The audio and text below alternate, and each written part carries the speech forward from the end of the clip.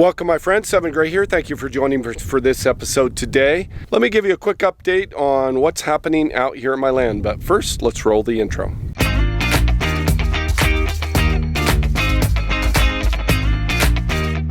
So I'm out at my land. I have 10 acres of land outside of Bisbee, Arizona. That's right on the Mexican border. I'm actually about 3 miles from Mexico right here. And I have a bunch of new stuff happening with my land. The biggest and most notable is this shipping container back here. This is a 40-foot high cube, which means it has like a 9-foot ceiling inside. And I'm going to use this for storage, for putting my power tools and things like that while I'm working on my land. And then I'm going to use part of it for a workshop. So I'll get some power going in there and have tools set up and all my workbenches and things like that. So that's what I'm going to be doing with this. So that's been here for a couple of weeks. I have a couple other things. Over here I've purchased two 275-gallon storage totes. These are water storage totes.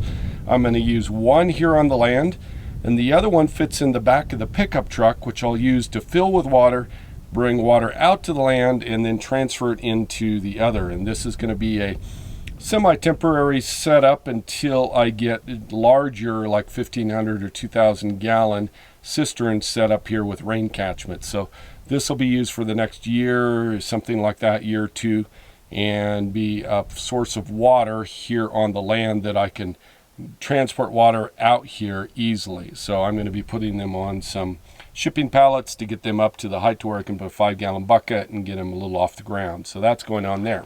I've also been sourcing all sorts of materials for my earthship build. I want to build a Taos, New Mexico style earthship. So part of that is doing bottle walls. So I'm collecting bottles here, so you can see a few hundred bottles that I've collected. One of the people that I met here locally has, I don't know, probably 500 or 600 bottles that she's giving me. So this is taking multiple trips for me to go down there and pick up these bottles and bring them back here. So I still have several more loads that I'm going to bring and put out here. I haven't really figured out how I'm going to store them or sort them, but for now I'm just putting them here on the ground. I don't have much rain here except in June through August for the monsoon, so I've got a little bit of time to figure out what I'm going to do with how I'm going to store these bottles. One of the other things that I've sourced here is windows. So earthships typically have a south-facing wall that is a greenhouse. So you have two walls of windows. One is the exterior and then the greenhouse and then the interior of the house. So there's two walls of glass. So that's a lot of windows. That's like 50 feet long of windows, 8 or 9 feet tall. So I've got a lot of windows I'm collecting. So I built a cradle to transport the windows and the glass. So I've been picking up free windows and glass. Here's some stuff that's been donated. You can see that I made this wood cradle that goes in the back of my truck. It's just made out of the sawhorse things from Ace Hardware, and I connect those with 2x4s. And then I made a little place down here at the bottom so I can get glass in there and sort of hold it in place and use blankets on them. So far it's working really well. I'm doing one more load today of some free glass that I have. But my biggest score is in here in my shipping container.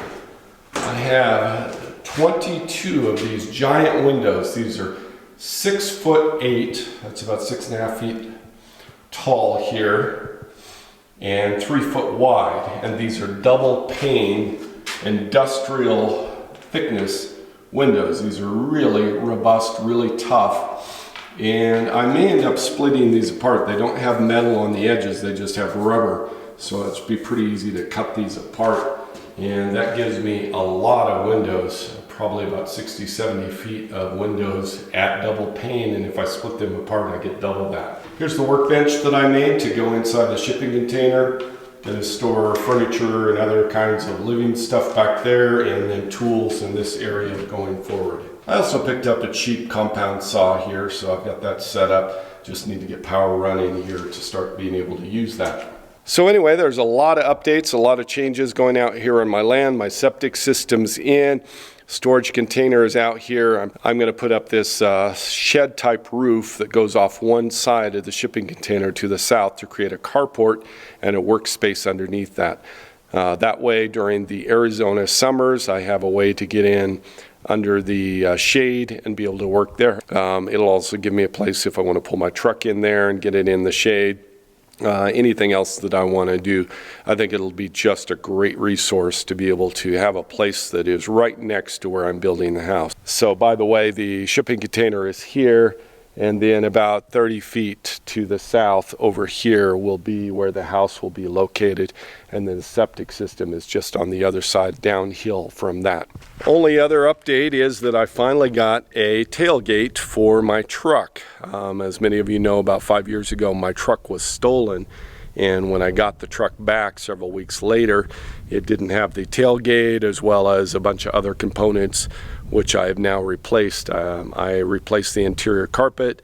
I got all new seats for the interior. There's just so much that I had to replace there, but it's taken a couple of years to get everything back to where it was, but the truck's running great. It's still very, very functional, rather low miles, and I'm super pleased that I kept it and decided to put this time and effort into it. That's all I have for this episode. It's just basically a quick update letting you know what's going on.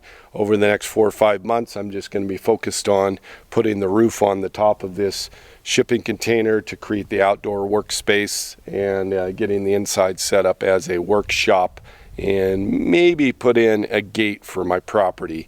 And then the monsoons will hit. As soon as the monsoons are out, I plan on getting my building permit, and then we'll be out here at the property full time and be able to start working on constructing a DIY earthship, not exactly a tiny house, but a small house, a small residence out here in the middle of the desert, totally off-grid. So that's all I have going on. Thank you so much for watching. Savor the moment, and I'll see you in a future episode.